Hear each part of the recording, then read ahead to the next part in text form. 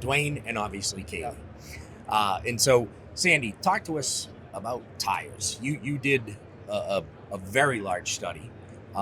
Let's talk about some of the findings of that. Absolutely.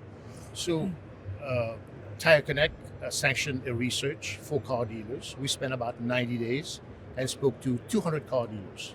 We learned a lot of things, some of the obvious, but there's a couple of things that stuck out.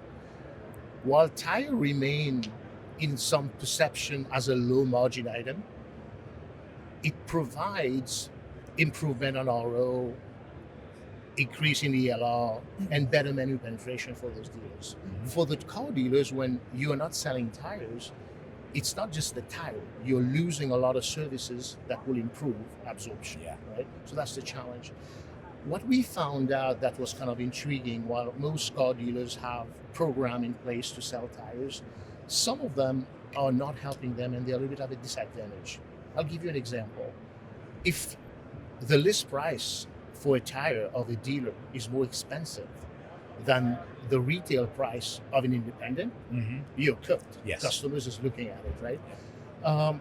So I don't call that a pricing problem. To me, that's a structural economic problem. That was one of the first things we found out, that the dealers are at a disadvantage.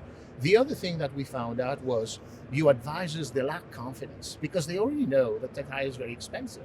How do I convince a customer to buy it from me? So advisor training, the ability to have a slew of suppliers that you can look and be competitive is a little bit limited today. And the third piece, if you're not part of the conversation, if nobody knows who you are, then they are not buying from you. Because today everybody pulls their phone and look up for whatever service they want. Unfortunately, the existing program in place don't let car dealers be visible online. And that's the third challenge that we found. But I'll let one of our customers, Dwayne, tells you a little bit more about it and what we've done and why he's using the product. And I want to ask about parts because I think that's the biggest thing. A parts manager I always hear, I don't want to touch the parts. I don't want to do that stuff. How did you overcome that with your parts managers? I mean, I think they want what all of us want. Yes. I mean, I think they want to sell more parts. They want to sell more tires. Yes. I think most of our parts managers always take the path of least resistance, right? So yes. So what they're very programmed to, okay, this is what we have, and they're not great. They're not always the salesperson in the dealership, right? So they're not thinking like that. So once you just remind them, that when we get customers to buy tires from us, they come back for the other repairs. Like we get the brake jobs, we get the maintenance services. Like that was one of my biggest focuses with Sandy and his company was, I'm really focused on retention and getting our customers to not defect to the independents. I mean, I'm in Los Angeles, like there's a lot of competition. Like we get a lot of our customers that go other places. I mean, 3 of my stores are right directly across the street from a Costco. Right? Oh, yeah. So, what do you think most of my service advisors think? Oh, they're going to go across They're the just street. going to go there. So, well, so I think really for us, it's been, we want to leverage as many options as possible. I think giving customers more things to choose from, more, tier 2 options, maybe it's not the direct replacement, the OEM replacement, but it meets all the ratings that are required for that car. Yeah. I think that is really, and that's the other side of it.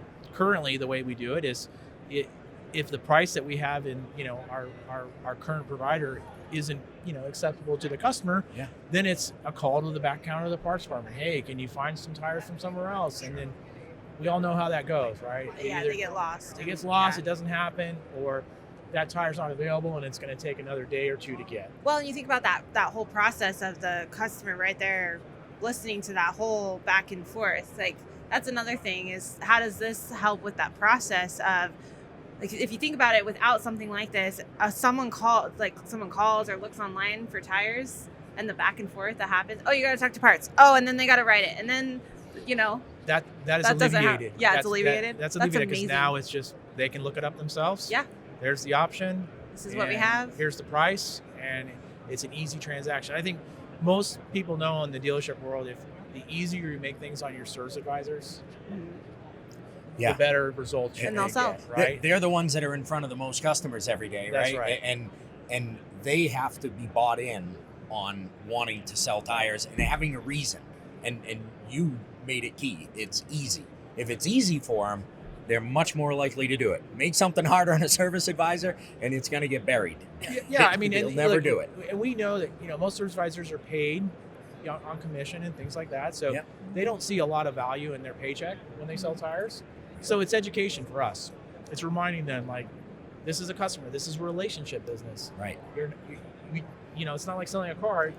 You're going to see this customer a lot more often. Yes. So it's about it's culture, right? For us, it's reminding them that this is not where you're making money. This is a relationship with the customer. This is repeat business. So, Mhm. Yeah. The studies are there, right? There is. The first person to offer them tires usually sells them tires, that's it. Yes. and you retain that customer for a much longer period. There's so much when trust that happens. and trust too. You're building Yep. that trust. You have everything they need. They're going to keep coming back to you. Yeah, and so now we have a tool that just expands our offerings. I mean, it just gives us. I mean, think of inventory, right, on the sales side, right? Yeah. If you can look, if you have a multi-store group and you can look at your entire used car inventory, does that help you? Yeah, It sure does. So similar situation with tires. Now That's we can great. see more distributors, more options, and then you mentioned wheels. Now Yeah. we have another option. We can start looking at accessories and uplifting and doing other offerings. If, depending on your manufacturer, what you want to do. I mean, I have a couple Toyota stores. That's huge. So it gives us just more options. I think Yeah. that's making it easy makes It's great. it better. And the consumer wants to come to you because when they add the accessories, is do those things, they know they're not going to void warranties or anything Right. like that. It's going to be Yeah, the done trust right. factor's there, Yeah, right? the trust. Yeah. I mean, Yeah. I think most customers would prefer the dealership to touch their car, Mm-hmm. right? I mean, they're Mhm. coming there for a reason. They want the experts. Right. Yes. It's a sad thing when you see them leave and they don't buy the tires, Yeah. right? And then you run the risk. I mean, that's the thing we always fear. We run the risk. They leave, and I guarantee you that tire shop is going to do everything possible Yeah. to try to get them for their maintenance and It- anything else. And Exactly. now You didn't just lose a tire sale. you lost a lot more. Typically lost everything behind that Right. too. Yes. So yeah, I mean that really for me that was the main reason why we made this choice to go this direction. Yeah. The other side was secondary was, used cars are another area, right? I mean, margins and PVR on used cars are a tough topic these days, and generally tires are one of the things that really mess that up, right? I mean, Yeah. it's a difference of making money or losing money on a car sometimes. Sure is. So now this is also going to give, our used car managers direct access to be able to look at the different options and go, yeah, I don't need that brand. I can put that brand on there. Yeah. So, And get an idea even when they're evaluating trades, right? Because they have that There at it their is. fingertips, Yes. right? Now they don't have to guess and go, I think tires might be $1,000 for this car. They can look and understand, okay, depending on what I end up with a margin on this car, I have between $500 and $1,200. There's no guessing, that's right. So they can do it right at acquisition. yeah, that's when they need to be doing it, not putting on their guessing hat, Guessing Right. hat, trying to That's figure right. It out was what it this might much be. last time. So, Yeah. yeah. Exactly. So, and then Sandy, the other side, like wh- Sandy said, we've been talking a lot about it. These days, I think, a lot of people do everything from their phone. Yeah. Mhm. Right? So one more way to get more customers driving to our website and giving us visibility, I think is huge. I mean, Yeah. it's No one wants to call to ask for to buy tires. Yeah, but I don't think think so. just for us, it's like it's going to put our name out there, and when Yes. people are Right. searching for tires on their car, it's going to get our dealerships It's going to pop up. in the Like view. I said, if you're not part of the conversation, you're not. And for a long time, dealers have not been a part of the conversation. We've for told the tires. public we're not interested. Exactly. Yeah. Right? I mean, we I- used to do it with used cars. We told everyone to go to CarMax Yep.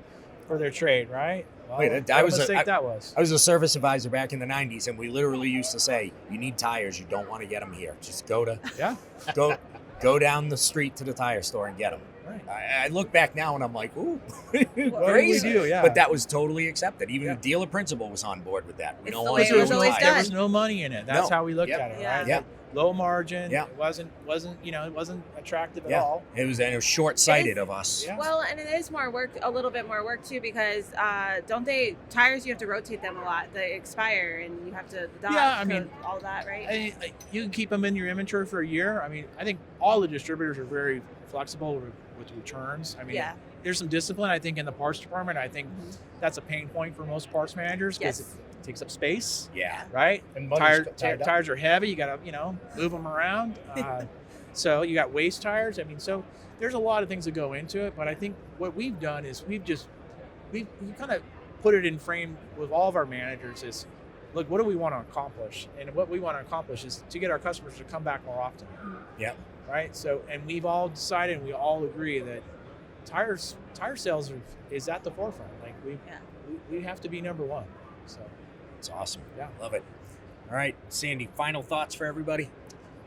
No, I mean, thank you for giving us the opportunity to speak with you. To Dwayne's point, I think brand loyalty is something that has eroded over the years. Mm-hmm. Making it easy, visibility for search engine optimization. When you think of it, when your customers are searching for tires, you're there. Making your advisors feel confident, and find a way. I mean, look, you can't compete. The car dealers needs to change the game a little bit and find out ways to get creative. Absolutely. This is what the aftermarket did. Yes. And they did it well, and now we need to catch back up. Exactly. We had the customer to start with, and we let them take them. So that's right. That's right. absolutely. Sandy, Dwayne, thanks so much for being Dave. with us. Thank you. Thanks. Thanks, everybody. Thank you.